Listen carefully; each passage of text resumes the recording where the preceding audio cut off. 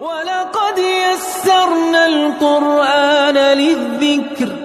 فَهَلْ مِن مُدَّكِرٍ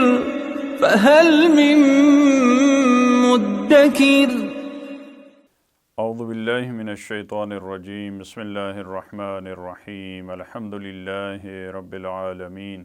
وصلی اللہ علی سیدنا و نبینا ابی القاسم المصطفى محمد وعلى آلہ الطیبین الطاہرین المعصومین اما بعد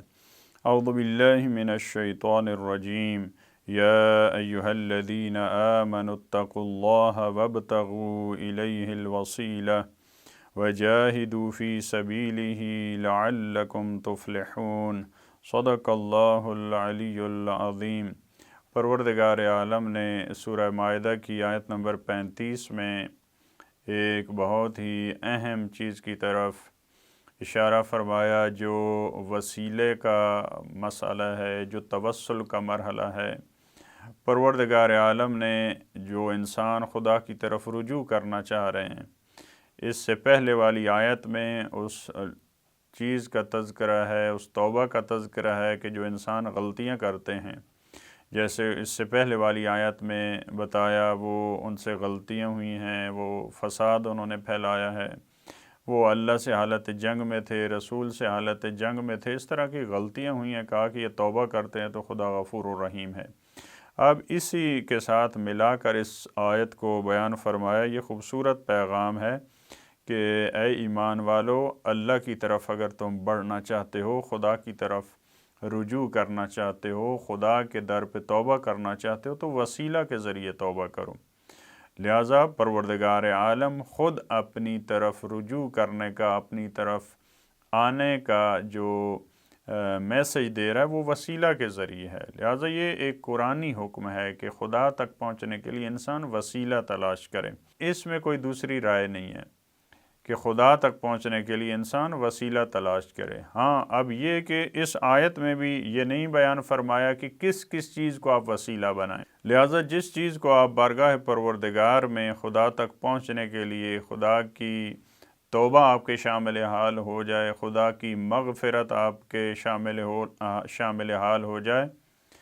خدا کی مغفرت آپ کے شامل حال ہو جائے، وہ چیز اس میں ممکن ہے۔ ایک فرد کہے کہ آپ نماز کو وسیلہ قرار دیں، نماز کے ذریعے، نماز کے وسیلے سے انسان خدا تک پہنچ جاتا ہے۔ کوئی فرد ممکن ہے کہے، یا بعض روایات میں ہو کہ روزے کے ذریعے انسان خدا کا قرب حاصل کرتا ہے۔ ممکن ہے جی، جتنے اچھے کام ہیں یہ سارے وسیلہ ہیں، ان تمام کے ذریعے انسان خدا تک پہنچتا ہے۔ اور جو اچھے انسان ہیں یہ بھی ایک وسیلہ ہیں۔ دیکھیں، یہاں اس دنیا میں رہتے ہوئے اسی طرح سے ہوتا ہے۔ انسان اگر دنیاوی کام چاہتا ہے تو وہ دنیاوی افراد کو وسیلہ قرار دیتا ہے بڑے افراد تک پہنچنے کے لیے۔ دینی میدان میں اگر خدا تک پہنچنا ہے، دین تک پہنچنا ہے، قرب خدا کی منازل تک پہنچنا ہے، تو کن افراد کا سہارا لیں گے؟ ہم دینی افراد کا سہارا لیں گے۔ دینی فیلڈ میں ہمیں کون ہماری رہنمائی کر سکتا ہے سب سے بہتر؟ وہ انبیاء علیہ السلام ہیں، وہ اہل بیت علیہ السلام ہیں، لہٰذا ان کو بھی ہم وسیلہ کہہ سکتے ہیں۔ اس میں کوئی ایسی بات نہیں ہے جو ہم قرآن کے یا توحید کے مخالف بات کر رہے ہوں۔ ہم ان کے دروازے پہ جاتے ہیں کہ آپ ہمیں خدا تک پہنچائیں، آپ کس طرح سے خدا کا قرب آپ نے حاصل کیا ہے، وہ منازل ہم نے بھی طے کرنی ہے۔ البتہ وہ جو جس درجے پہ فائز ہے وہ تو ایک معصوم کا درجہ ہے، وہ نبی کا درجہ ہے، وہ امام کا درجہ ہے، وہ رسول کا درجہ ہے، وہ ولی خدا بنے ہیں۔ لیکن ایک عام مرحلے میں، ایک عام معنی میں سب افراد اس منزل پہ پہنچ سکتے ہیں جو قرب خدا کی منزل ہے۔ لہٰذا وہ بھی وسیلہ بن سکتے ہیں، اور کتنا اچھا وسیلہ ہے۔ ایک ایسا وسیلہ ہے جو ہم سے بات کر سکتا ہے، جو ہمیں سمجھا سکتا ہے، جو ہماری فکر کو سمجھتا ہے، جو ہماری سوچ کو سمجھتا ہے، جو ہماری جنس سے ہے، وہ بھی بشر ہیں، البتہ وہ معصوم انسان ہیں، تو وہ بھی وسیلہ بن سکتے ہیں۔ وہ بتاتے ہیں کہ اس طرح سے آپ توبہ کریں، یا وہ خود وسیلہ بنتے ہیں، وہ ہمارے لیے توبہ کرتے ہیں۔ جیسے دوسری آیات میں فرمایا کہ آپ سے اگر گناہ ہو جاتا ہے، اے گناہ گار، اگر آپ رسول کے پاس آئیں، کہا کہ رسول اگر تمہارے لیے توبہ کریں تو لوجد اللہ تواب الرحیم،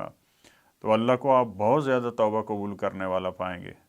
جیسے کہ حضرت یوسف کے بھائی، ان سے بھی غلطی ہوئی، لیکن انہوں نے حضرت یعقوب کو وسیلہ قرار دیا، وہ کر سکتے تھے ڈائریکٹ خدا کی بارگاہ میں توبہ، خدایا ہم نے ظلم کیا اپنے نفسوں پہ، ہمیں معاف کر دے، لیکن یا آبانا، اے ہمارے بابا ہمارے لیے استغفار کریں۔ یعنی ان کو بھی معلوم تھا، اگرچہ وہ گناہ گار تھے، اگرچہ انہوں نے بہت بڑی غلطی کی، لیکن وہ بھی اس چیز کو سمجھ رہے تھے۔ یہ البتہ یہ غلطی نہ انہوں نے نہیں کہا اپنے بابا سے کہ ہمیں معاف کر دے، کہ کوئی فرض یہ کہے کیونکہ انہوں نے بابا کا دل دکھایا تھا اپنے والد صاحب کا، اس لیے وہاں پہ گیا کہ ہمیں معاف کر دے۔ انہوں نے یہ نہیں کہا کہ ہمیں معاف کر دے، انہوں نے اپنے بابا سے کہا کہ ہمارے لیے استغفار کریں۔ تو انبیاء علیہ السلام، ان کی زندگی اور ان کی موت میں تو کوئی فرق نہیں ہوتا، کیونکہ ان کا بدن تو نہیں جس سے ہم وسیلہ کرتے ہیں، ان کی روح سے، ان کے مقام سے، خصوصی طور پہ اگر وہ شہداء ہوں، شہید تو زندہ ہوتا ہے، لہٰذا خصوصی طور پہ مثال کے طور پہ بعض افراد ممکن ہے انبیاء علیہ السلام کا اجازت دیں کہ آپ توسل کر سکتے ہیں، لیکن کہیں کہ امام علی علیہ السلام سے نہیں ہو سکتا، امام حسین علیہ السلام سے نہیں ہو سکتا، تو یہ تو مسلم ہے کہ وہ شہید ہیں، امام علی علیہ السلام شہید ہیں، امام حسن علیہ السلام، امام حسین علیہ السلام یہ شہید ہیں، ان کے بارے میں تو کوئی شک نہیں ہے۔ تو شہید کے بارے میں تو قرآن نے کہا وہ زندہ ہوتا ہے، تو بس ان کو زندہ تصور کرتے ہوئے بالفرض اگر کوئی شخص یہ کہتا ہے کہ وہ دنیا سے چلے گئے ہیں، ان کی زندگی میں ان سے وسیلہ ہو سکتا ہے، تو وہ تو شہید ہیں۔ شہید کو تو قرآن نے کہا وہ زندہ ہے، کہا کہ تمہیں شعور نہیں ہے وہ زندہ ہیں، تم سمجھ نہیں سکتے ان کی زندگی کو، لیکن وہ زندہ ہیں، لہٰذا ہم تو ان کو زندہ سمجھ کے ان سے توسل کر رہے ہوتے ہیں، لہٰذا اس میں کوئی ایسی مشکل نہیں ہے۔ اس آیت میں فرمایا یا ایھا الذین آمنوا اتقوا اللہ، اے مومنین تقوی الہی اختیار کریں، وابتغوا الیہ الوسیلہ، اور تم تلاش کرو اس تک وسیلہ، اس تک پہنچنے کے لیے، خدا کی بارگاہ تک پہنچنے کے لیے وسیلہ تلاش کرو، اپنے اعمال کے ذریعے، اچھے انسانوں کے ذریعے سب کو وسیلہ قرار دو، وجاہدوا فی سبیلہ، اور اس کے راستے میں جہاد کرو۔ وہ نفس کا جہاد بھی ہو سکتا ہے اور وہ دوسرا جہاد بھی ہو سکتا ہے جو دشمن کے مقابلے میں ہوتا ہے۔ لعلکم تفلحون، شاید امید ہے تم فلاح پا جاؤ، تمہاری کامیابی کی امید ہے، گارنٹی نہیں ہے، کیونکہ بہت سارے اور کام ہیں، بہت سارے کام کرنے ہوتے ہیں، بہت سارے کاموں سے بچنا ہوتا ہے۔ اس کے بعد فرمایا ان الذین کفروا لو ان لهم ما فی الارض جمیعا، اس آیت میں فرمایا یقیناً وہ لوگ جو کافر ہوئے، جنہوں نے کفر اختیار کیا، جنہوں نے انکار کیا، جنہوں نے حقائق پہ پردہ ڈالا، لو ان لهم ما فی الارض جمیعا، اگر فرض کر لیا جائے کہ ان کے ہاتھ میں ہو، ان کے پاس ہو جو کچھ زمین میں ہے۔ اگر یہ ایک فرض ہے، لو کے ذریعے قرآن جب ایک مطلب کو بیان کرتا ہے معمولاً تو یہ فرض کیا جاتا ہے کہ آپ کے پاس سب کچھ ہے، زمین کے جتنے خزانے ہیں وہ سب کچھ بالفرض آپ کے پاس ہیں، وَمِثْلَهُ مَعَهُ، اور اس کے مثل، اس کے برابر، اس جیسا اور آپ کے پاس ہو۔ ایک ایسا کافر ہے، اس کے پاس زمین کے سارے خزانے اور اس کے برابر اور بھی، یعنی زمین کے علاوہ اس جتنے اور خزانے اس کو دے دیے جائیں، یہ مبالغہ ہے، یہ سمجھایا جا رہا ہے کہ جتنا بھی تمہارے پاس خزانہ ہے، جتنا بھی مال ہے، یہ اگر دے دیا جائے لِيَفْتَدُوا بِهِ مِنْ عَذَابِ يَوْمِ الْقِيَامَةِ مَا تُقُبِّلَ مِنْهُمْ، یہ کس لیے سب کچھ دے دیا جائے؟ تاکہ وہ بدلہ دیں، اپنی جان چھڑانے کے لیے یہ سارے کا سارا پیش کر دیں کہ خدایا یہ سب کچھ لے لے، ہمارا جو حصہ بن رہا ہے، جو قیامت کے دن ہمیں تو عذاب دینا چاہ رہا ہے، من عذاب یوم القیامہ، کہ وہ قیامت کے عذاب سے اپنے آپ کو بچا لیں، اور زمین میں جو کچھ ہے اور اس کے برابر یہ فدیہ کے طور پہ وہ دے دیں، بدلہ کے طور پہ دے دیں، ما تقبل منہم، تو ان سے قبول نہیں کیا جائے گا، وَلَهُمْ عَذَابٌ عَلِيمٌ، اور ان کے لیے دردناک عذاب ہے۔ پروردگار عالم یہاں پہ بتانا چاہ رہا ہے کہ یہ فدیے کے ذریعے یہاں پہ انسان سے بہت ساری مشکلات ٹل جاتی ہیں، یہاں پہ انسان ایک سزا کا مستحق ہوتا ہے، لیکن وہ فدیہ دیتا ہے، البتہ فدیہ کیا، وہ رشوت دیتا ہے، پیسے دیتا ہے، تو اس کی جان بچ جاتی ہے۔ لیکن خداوند عالم کی بارگاہ میں پہلے، اس سے پہلے، یہ بھی بہت خوبصورت ہے، اس سے پہلے والی آیت میں وسیلہ بتایا ہے